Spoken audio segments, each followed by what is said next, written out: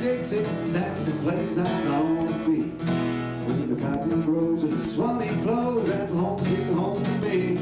Where they meet you and they greet you with the sweetest hey you all. Well, shut my mouth, I'm heading south on the Dixon Cannonball. Spencer Bohren crossed the Mason-Dixon line years ago, headed south to play the blues. Now he travels throughout the United States and this past winter in Europe as well, playing his mix of songs, performing alone. This week he's come back to his home state with 2 albums and a video behind him. Born in a Biscayne is the title song of the first album and the subject of the video. By the side of the road down in Terrebonne Parish, I was born in a black Chevrolet. The wind was howling and the dogs was growling and it looked like it's gonna rain. Deep in the swamp stepped a dark-haired lady. She come to tell me. Born in a Biscayne came about when a friend of mine in New Orleans started writing this. He wrote that line, I was born in a Biscayne, back in '55, and I said, Michael, this is a great song. And one day I got inspired and finished the song up. We made a great video out of it because it does have all the swamp appeal and the various moss, the poisonous kind of atmosphere that you could find down in the deep south.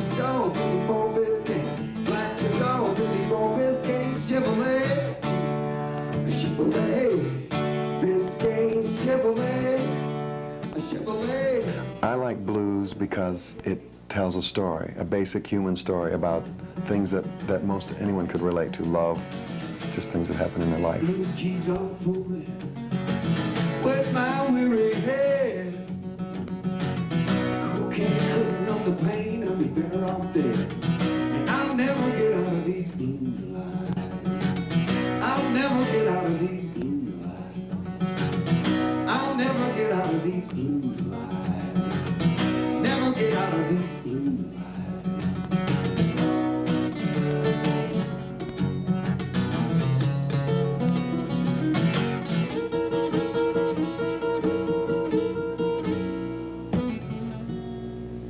The aloneness in some of his blues songs is a thing of the past for Spencer. He and his wife Marilyn decided 4 years ago to travel with their 3 children in a trailer pulled by their vintage car. We were living in New Orleans, and I was delivering babies. Spencer was on the road all the time, and we were just having a real hard time relating to each other. And the kids were having a hard time not having their dad around a lot. And so we got this Chevy because we needed more room for more children. And right away the engine blew. So then we decided that we would put in a large enough engine to pull a trailer. We had thought about this for a while. The fact is there's thousands of people living on the road.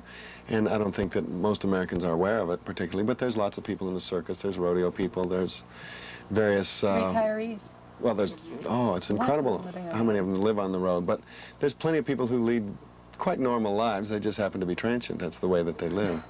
And it doesn't have to be such a nasty word. Did you prepare to teach them at home? How do you do that? Well, I figured I knew a lot more than a 6-year-old. Figured I could probably answer their questions. Just whenever they ask questions, we answer their questions is the basis of a whole lot of it.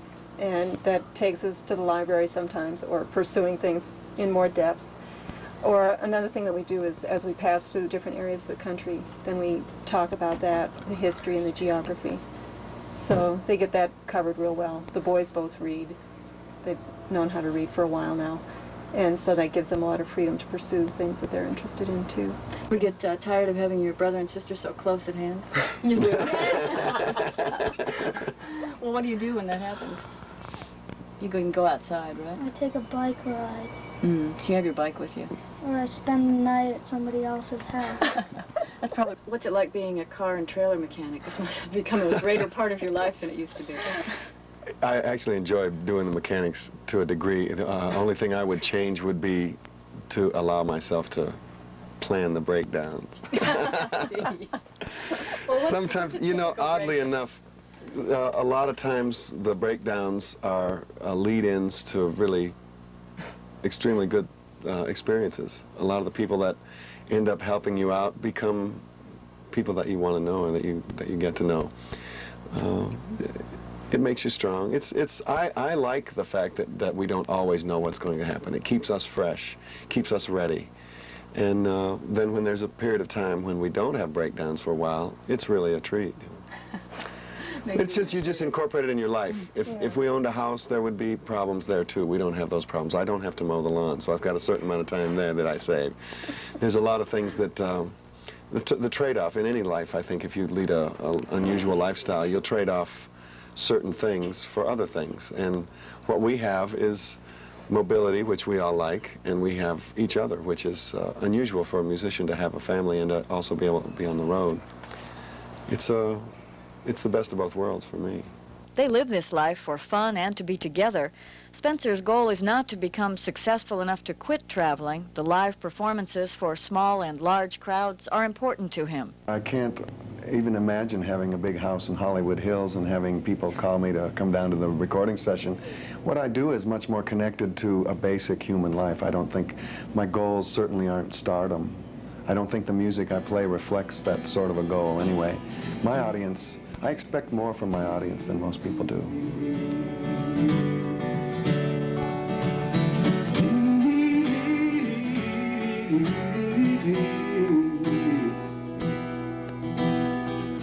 But I may as well try and catch the wind.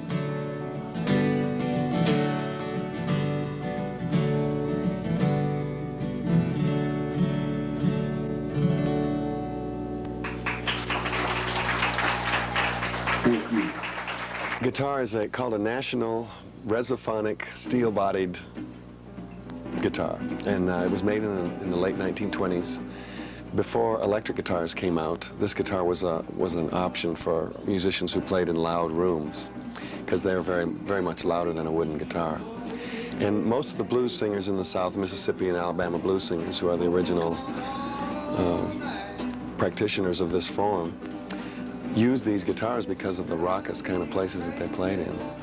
And they got a hold of these guitars, and you'll see me from time to time beat on the guitar, slap it around, or whatever you want to call it.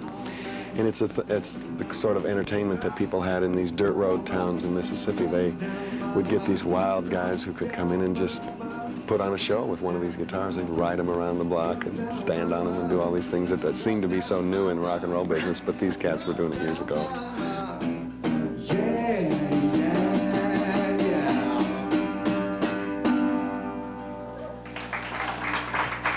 Thank you. I want people to have fun. I think that that's one of the major things that people lack in their life, in America especially, is live entertainment. It's something that's dying in America because there's so much media entertainment that people tend to not realize what a gold mine there is in America of living, breathing musicians. And I want people to know that they can't do much better than to go out and see somebody who is alive, playing a real show. And I play up music so they'll feel good and want to come back. Not just to my shows, but to anybody's shows. Oh, my heart's in pain. Oh, oh, oh, oh, oh. That soup was pure herringbone. Oh, oh, oh, oh, oh. Well, that's a soup you'll never own.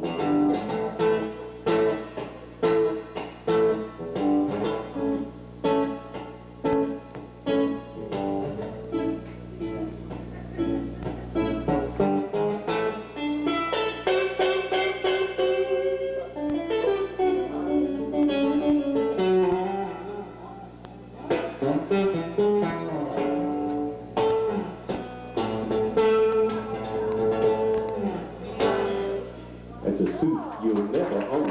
Thank you. Original blues singers, mainly in Mississippi, all over the South, but mainly Mississippi, never left a very small area. And a lot of those old songs are about the people that lived then, and the sheriff and the various people. The blues was just a conversation and a way for these people to express themselves, and it was very local at that time. And it's very tied into the minstrels from before that. It's just a way of expressing what you're feeling.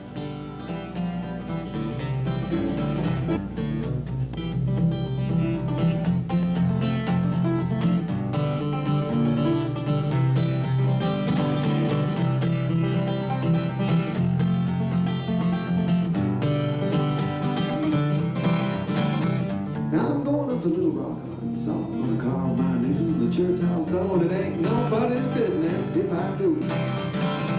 And I'm going back to Memphis, Tennessee, and them Memphis gals are gonna crack with me. It ain't nobody's business. It ain't nobody's business how my baby treats me. It ain't nobody's business what I do. And it ain't nobody's business, kid, but I keep my